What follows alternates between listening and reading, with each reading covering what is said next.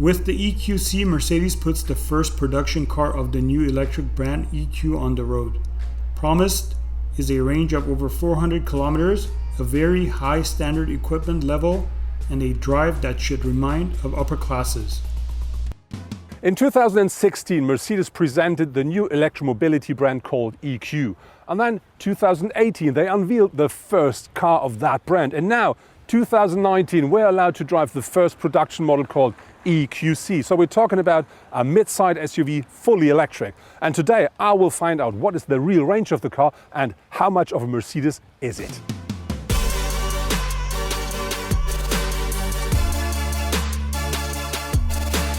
The powertrain of the EQC is based on two electric engines, one at the front and one at the rear axle. And that not only provides us with an all-wheel drive system, it also provides us with 300 kilowatts of maximum power, 760 newton meters of maximum torque. And the interesting thing here is if you push down the pedal to the metal, that car really accelerates quick and very nice, very, very quiet. And very important is to know that the front engine is more the, let's say, more economical one. So this is the one for the long and easy drive to just save power. And if you want the dynamic part, the rear axle comes on top, so the rear engine, and that provides you with the kick you want when you drive the car more dynamic. Very important is here, together with that, you not only have this very nicely all-wheel drive, you also have a very silent and easy drive, and if you want, a pure dynamic SUV. The EQC features different recuperation modes, which you can choose while using the pedals here, which you normally utilize to change gear. And so the car offers a, let's say, sailing mode, where it's no recuperation at all. Then you have the next mode is like a standard combustion engine, so if you lift your foot, it will be a bit of recuperation there. And then you have one which is a bit more of recuperation, and then there is the so-called one pedal drive, which is like really, you just control the car while using the pedal, and if you lift your foot, it's like a soft brake. And so when you drive easy and smooth, you don't even need to have the standard brake to be used at all. On top of this, there is a so-called auto mode, which you can start when you just pull both pedals for a longer moment. And this will then select automatically the perfect recuperation mode, matching your actual drive situation. Having a look at the design of the EQC is, of course, it looks a bit like a Mercedes, but it still looks completely brand new because this is a new brand and should have its own face. So when you look at it, the most important thing here is the combination of the brand new grille and the headlamps. When you remind the study of the car, you had a completely seamless part in here. That's a bit different now. It's a bit more production car, but still completely different. As standard, you do find loads of bars here, but this is the AMG version, so you do find a typical AMG optic here.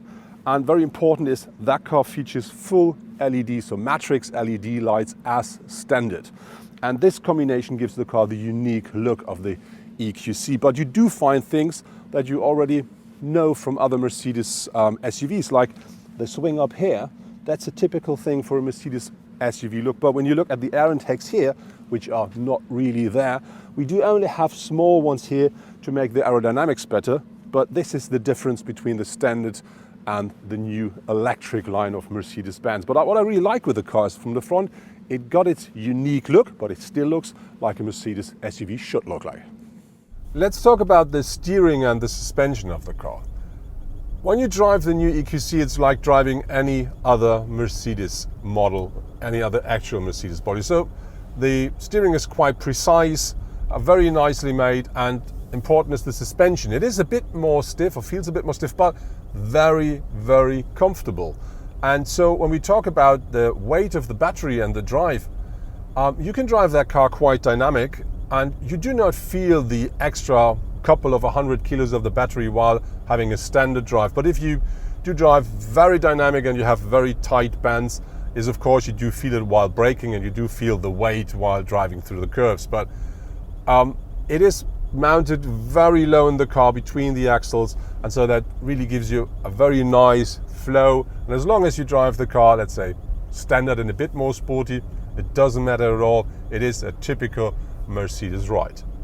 Of course, the EQC offers different drive modes, and some of them you may already know from other cars like Eco, Sport or Individual, but you do have an extra mode here which is called Maximum Range, and this is quite simple because it just configures the car the way that you do really drive as economic as even possible, and this may be very nice if you don't have the next charging station around the corner when needed. The EQC can be charged at any household socket, but that takes time. At a wallbox or public charging station with at least 7.4 kilowatt, it takes 11 hours to charge the 80 kilowatt-hour battery of the EQC from 10 to 100%. This is noticeably faster and a fast charger. With a so-called DC charging, 40 minutes are enough to top up the high-voltage battery from 10 to 80%. Even though we do have 300 kilowatts of maximum power on board of our EQC, the top speed is limited at 180 kilometers per hour. But I think more important for the fun with the car is the acceleration of it, because the EQC accelerates in only 5.1 seconds from 0 to 100 kilometers per hour. As standard, the EQC comes with two 10.25-inch screens here, both under one glass panel, so that provides you with a really nice widescreen. And on top of this, you have MBUX as standard on board. And very important is the right screen is a touch screen, so you can easily use that to type in the stuff you want. And so that provides you with a very nice infotainment and a very easy use, because you can use the touchscreen or either the touchpad here at the center console. The good thing with the MBUX system is you do have the voice control on board as well, which means you can just say, hey Mercedes, I'm cold, and the car will be more warm after that. Or you can say, okay, I'm hungry, and the car will find the next available restaurant for you. So very easy, very nice, and all these features, they come as standard. The Mercedes EQC can be ordered from around 71,000 euros and so on an equal level as its competitors. For comparison, an Audi e-tron costs just over 80,000 euros and offers with its 95 kilowatt-hour battery a range of more than 400 kilometers. With a maximum output of 265 kilowatt, it accelerates from 0 to 100 kilometers per hour in 6.6 seconds and works up to a maximum speed of 200 kilometers per hour. The 294 kilowatt Jaguar I-Pace costs about 79,500 euros and promises, thanks to its 19 kilowatt-hour battery, a range of up to 470 kilometers. However, he only needs 4.8 seconds for the sprint to 100 and features the same top speed as the Audi does. You do have different display modes here with the digital cockpit, and with the EQC you have a classic mode where you have your tubes, standard instruments, you have a more sporty mode, and you can have they call it progressive mode, which is a typical EQC mode where you have a lot of information regarding to your drive, which means you know the range you have, you know the power is actually used, you know how much is recuperated at the moment, and all the information you need while driving an electric car. And that really gives you the feeling of being in a very ecological and modern vehicle. The EQC comes as standard with 19-inch alloys, but you can order rims up to 21-inch. On our car we do have mounted the AMG rims 20-inch, but I can tell you there is a 21-inch available, which looks a lot better. So that really gives the car the extra kick. And then when you look at the side of the car, what you do find is no hard lines. The only one you find down here, and that's it. The rest is very soft, very easy, so they're working with lights and shade, and that really gives the car the completely unique look. You find down this element down here, which is AMG, and I'm not a big fan of that because I think that ruins a bit the shape of the car, but it's just what you like. It's not me, but it's still fine. And when you look at the whole shape of the car, it should be a mix out of a standard SUV and a coupe, and this you can see very nicely with the roofline, which drops to the rear, and this is underlined by the window line which goes up here, and that gives the car a very nice push to the front. And then look at these shoulders, very nicely, very softly shaped, so the car looks very muscular, it has a very good stance, but still soft, clean, and a typical Mercedes. The interior of the EQC is like you expect from a Mercedes-Benz. You do find very nice materials, very nice craftsmanship, and on the other hand, it's really modern and new and fresh. So we do have one of my absolute highlights are these bars here, these ribs.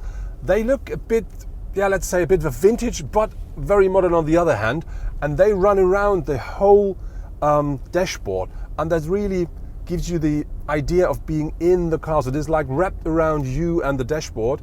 And you do find a similar thing here at the inner side as well, which is including the two panels. And so the whole thing here looks very nice, very modern, but still Mercedes. And something completely new are the air outtakes here. So the air vents are not round like the new turbine look we know, for instance, from the A-Class. They're completely different and completely new, but I think they really match the idea of an electric car, of a modern interpretation, very nice. And that really is a perfect match when we talk about the interior. When you look at the rear of the EQC, the first thing that catches my eyes is this very tiny window here. Looks great, but when you look from the inside to the outside, not perfect. But more important is the lower part of the car is dark as well. And this together makes this part here look very thin, and this makes this looks very wide. And this is underlined by the very small and very nicely shaped taillights in LED and this LED light band here. And this provides the car the extra width. And together with these very nicely shaped shoulders, that gives the car the perfect stance. And very important with the shoulders is, when you look at the wheel arches, you have one line, wheel arches to the wheel, and the car gets slimmer when you go down. And that is a combination from the rear. When you look at the car, you have this very softly shaped car, and then these wheels, bam! And that really gives the car a very solid look from the back. If you want to know why the EQC is called EQC 400, it is not the range, it's not the power. The reason for that is it should give you an idea of what class of car you're driving, because this should just tell you it is something similar to, let's say, a GLC 400 or GLC 350. And so this is a bit of a combination out of power and the, let's say, class of the car. But while standing at the boot, let's have a look inside. The EQC offers 500 liters of boot capacity with the rear seats up. If you fold them down, that increases up to 1,460 liters. So a really proper size for a mid-size SUV. And the reason for that is the battery is in the underfloor of the car, so it does not affect the boot size. So that's a real practical car. When we talk about Mercedes-Benz, of course, we talk about safety and security. And if we talk about that, we have to talk about driver assistance and safety systems. So the EQC comes equipped with a emergency braking as standard. On top, you do have an active lane departure system, and you do find traffic sign recognition as standard as well. But on top of this, of course, you can offer a whole variety of different driver assistance safety systems. So for instance, if you want, you may want a rear cross traffic alert, or you want to have automatic parking or whatever. But what I really do suggest to order is there is a package which is called driver assistance systems. That costs you about 2,300 euros in Germany, and that then provides you with a car that drives nearly autonomously. And I really tried this a lot here at the area of Oslo. So I drove on the motorway, on countryside roads, in the city, and I absolutely did not use my foot for driving. So the car accelerates when it is allowed to. It reduces speed because of the traffic signs. It attaches the speed to the traffic, which means if the car got to know you want to turn around, or if there's a roundabout coming up or a very tight bend, the car will reduce the speed then. And that all is based on sat-nav card material combined with a camera system and the radar system. So you're always quite safe and secure. And I would say that works for about 90% of the standard driving. So that really provides you with a very relaxed, very comfortable ride. And on top of this, you get extra safety as well. The space offered here at the front for the driver and the co-driver is absolutely nice. So you can see me, even me as a tall person, I do sit very comfortably inside of my chair here. I do have loads of support, and as you can see, I do have some head space left, even though we do have a mounted sunroof here in the car. So that is typical Mercedes for me. I have no idea how bad it is on the rear seats, but we're going to find out that while having a short stop. So I didn't change the position of my seat. Now let's see if I fit in that car. Getting in is a bit tight, but then, as you see, I have enough leg room left. The top is a bit tighted, so that's It's okay, but not much. But I have to be honest, I'm nearly 2 meters tall and I sit behind me and I think that's more than enough. What I really do like a lot with the EQC is, and this is a typical electric thing, is the noise level inside of the car. It's very, very quiet in here. The only thing you hear a little bit is the noise of the wheels and a bit of wind when you drive quicker. But that really is it. And this is an extra regarding to comfort and to just being relaxed in the car. And so I think Mercedes did a really good job, because this car is really quiet even when you compare it with other electric cars. Talking about practicability and storage compartments here at the car, you do find very nicely and quite big compartments here in the doors, with the opportunity to put big bottles at the front. This of course is the same at the passenger side. On top of this, we do have here the center console, at the front a covered box where you can charge your mobile phone wirelessly, and you do have 2 cup holders here as well. And very important is you do only find USB-C sockets here, so if you have an older phone you may need an adapter. On top of this, you do have the standard armrest here, which you can open, and under that you find the standard size of a Mercedes compartment here. So overall it is as practical and offers as many storage compartments as you expect from a standard Mercedes-Benz. For all of you who loves music, of course you can have a proper hi-fi system for the EQC. I would suggest just order the Burmester system. That not only looks very nice with the speakers here at the A-pillar, it also provides you with very, very nice sound and loads of volume.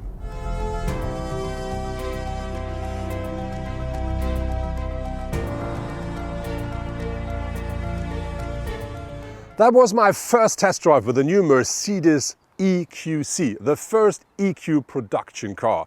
And what I really do like with the car, aside of the, I think, beautiful design, is it got its unique look, something new and fresh, but still completely instantly recognized as a Mercedes-Benz car. And when we talk about the drive of the car, it does not only deliver what I expected, it delivered even more, because the car is so quiet, so comfortable, it drives so easy and smooth, and that really is a typical Mercedes-Benz thing. I really liked it. But on the other hand, of course you can drive it more dynamic. You got 300 kilowatts of power on board, you get all-wheel drive because of the 2 engine, and of course, yes, you can drive that car dynamic, and it really is fun to drive then as well. And when we talk about drive and we talk about electric cars, we have to talk about range and consumption. And that car should take, regarding to the figures of Mercedes, about 20 kilowatt hours per 100 kilometer driven. I didn't reach that number. We used about 22 to 25, but still with the 80 kilowatt hours battery on board, that gives me a range of about 350 kilometers, and we're talking about temperatures less than 10 degrees Celsius actually here in Oslo, and that is, I think, absolutely fine.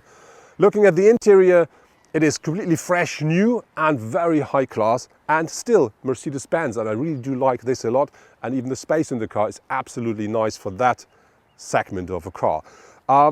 The only downside with the car is, yes, it is a Mercedes and it costs what a Mercedes will cost you. So we're talking about a car which comes quite nice equipped, like MBX on board, widescreen on board, matrix LED on board, but the sticker price is 71,000 and a bit.